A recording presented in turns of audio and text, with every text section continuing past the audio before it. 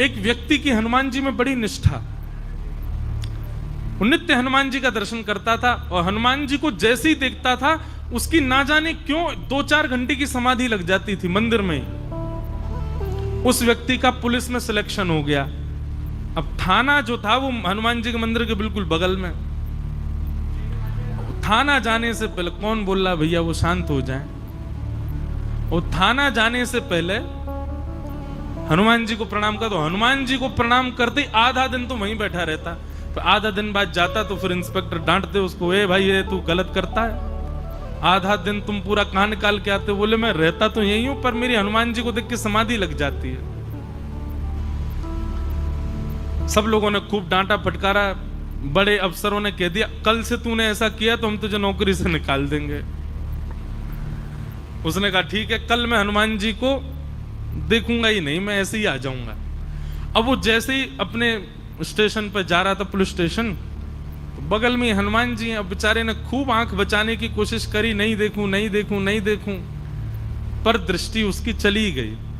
और जैसी दृष्टि गई अब उसने कुछ विचार नहीं किया क्या होगा मेरी नौकरी आदि का, वहीं छोड़ के अपना साधन और भीतर जाके हनुमान जी के पास बैठ गया, रोने लगा। बोले नाथ मेरा संसार तो छूट ही रहा है, आपका इतना भजन करता हूं मैं, पता नहीं क्यों आपको देखते ही मेरी समाधि लगती है, पर मेरा घर बार कैसे चलेगा नाथ। अब संसार में भेजा है तो घर बार चलाने के लिए भी तो भेजा है ना आपने, वो कैसे सब होगा। बैठा रहा, और दिन तो 4 घंटा बैठता था, आज 8 घंटा बैठा रहा हनुमान जी के सामने ही। 8 घंटा बाद उसको लगा अब नौकरी तो मेरी चली गई, आज तो मैं निकल जाऊंगा। शाम हो गई थी, मंदिर से बाहर निकल, सत्य घटना है ये, वो हनुमान जी का मंदिर प्रसिद्ध है। तो जैसे ही शाम हो गई तो अफसर निकल करके बाहर आया, बोला अब मेरी नौकरी तो चली गई, वो मुझे निकालें उससे पहले मैं ही मना कर देता हूं कि भाई मुझसे नौकरी नहीं हो रही, आप मेरी वर्दी वापस ले लो। अंदर जाकर के अफसर बैठे थे, उससे जाके उसने कहा महाराज मुझसे नहीं हो पाएगा, ये नौकरी तो मेरे बस की बात नहीं है, आप वर्दी ले लो। बोले क्यों, क्या हो गया।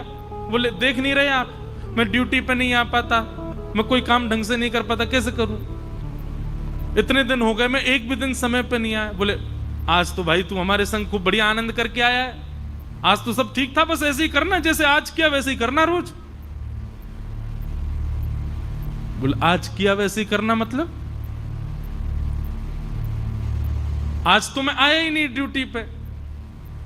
बोले तुम पागल हो गए हो, कुछ खा पी के आ गए हो क्या, क्या बोल रहे हो, आए नहीं।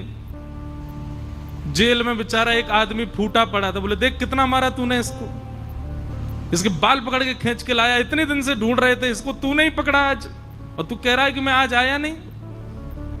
उसके आंख भर आई, बोले महाराज सत्य बता रहा हूं, मैं आज सुबह से मंदिर में ही बैठा था, मैं तो आया ही नहीं उस स्टेशन पर। सब इकट्ठे हो गए, बोले तू नहीं आया, तो बोले ये तो हमारे संग गया है, सब किया है, सब ऐसा हुआ है।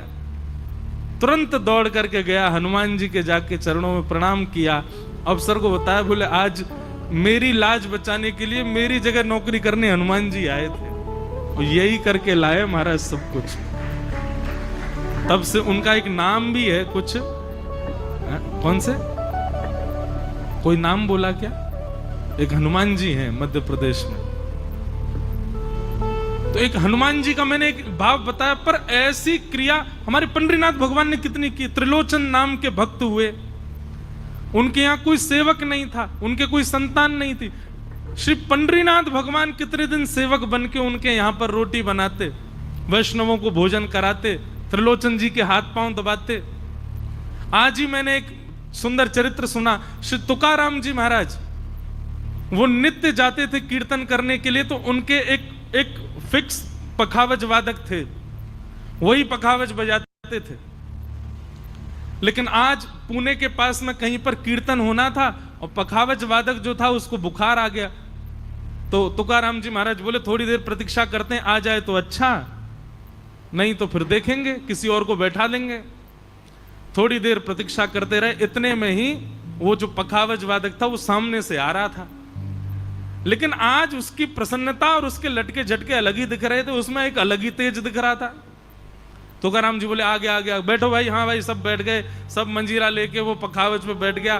तुकाराम जी ने कीर्तन गाया, महाराज ऐसे ऐसे ठेके बजाए उसने। तुकाराम जी बार बार कहें भाई आज तो इसने जीवन भर की सारी कला दिखा दी।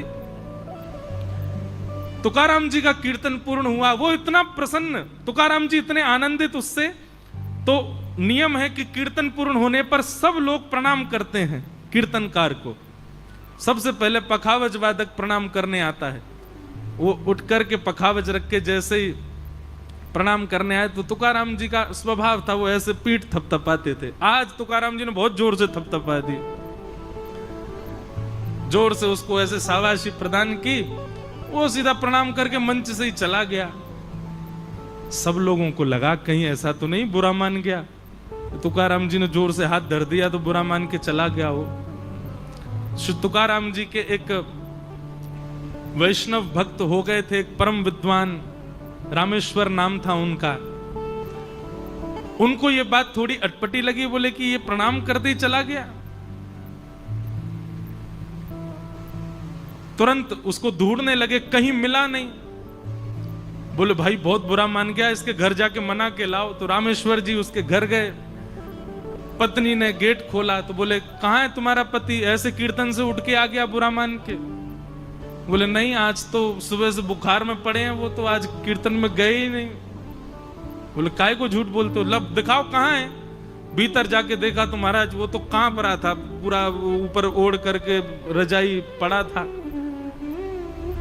जाके बोला ये नाटक करता है, इतना बुरा मानता है बात का। अरे तुकाराम जी तुझसे इतना प्रेम करते, रोज तेरे को आशीर्वाद देते, आज इतना बुरा मान गया तू।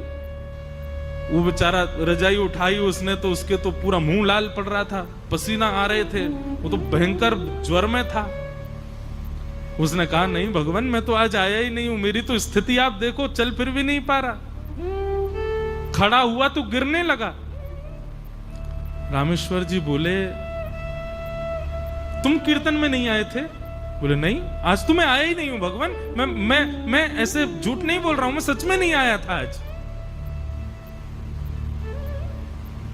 तुरंत उसको अपनी गोद में उठाया, लेकर के तुकाराम जी के पास गए। सब आश्चर्यचकित, बोले ये तो अभी पखावज बजा के गया, ये इसकी हालत क्या हो गई? बोले हालत इसकी अभी नहीं, ये सुबह से ऐसी अवस्था में घर पर है। बोले तो फिर पखावज कौन बजा के गया? तुकाराम जी के नेत्र सजल हो गए, बोले आज मेरे पंडरीनाथ आए थे पखावज बजाने। और मन में थोड़ा सा क्षोभ होने लगा, क्यों? 4 पीढ़ियों से मेरे पूर्वज सब कीर्तन करके श्री ठाकुर जी को प्रणाम करते हैं, पर आज मेरे कीर्तन में ठाकुर जी मुझको प्रणाम करने और मैं ऐसे थपथपी दे रहा था उनको। नेत्र सजल हो गए। ठाकुर जी कितने अधीन है अपने भक्तों के।